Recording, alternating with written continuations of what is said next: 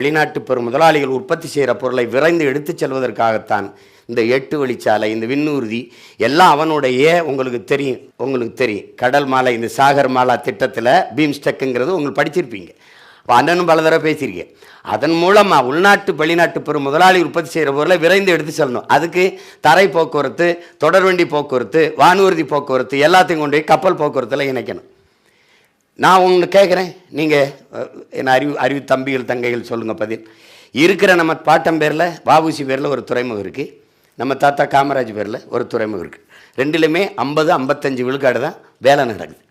எந்த சரக்கும் தேங்கி நிற்குது, இறக்க முடியல, எந்த சரக்கும் ஏறலை, தேங்கி நிற்குதுங்கிற செய்தி இல்லை. இதுவே இவ்வளோ தான் வேலை நடக்குது. அப்போ 6111 ஏக்கரில் புதுசாக இந்த காட்டுப்பள்ளியில் அதானி ஏன் துறைமுகம் கட்டணும்? அதை ஏன் தனியார் கட்டணும்? இது இயற்கை துறைமுகங்கள். செயற்கை துறைமுகம் போது பல லட்சக்கணக்கான டன் எடையுள்ள கற்களை கொண்டு கடலுக்குள்ளே கொட்டணும். கொட்டும்போது அங்கே நீங்கள் மரத்துலேருந்து தான் ஆக்சிஜன் நமக்கான மூச்சு காற்று வருது, ஓசோன் காற்று போகுதுன்னு நினைக்கிறீங்க.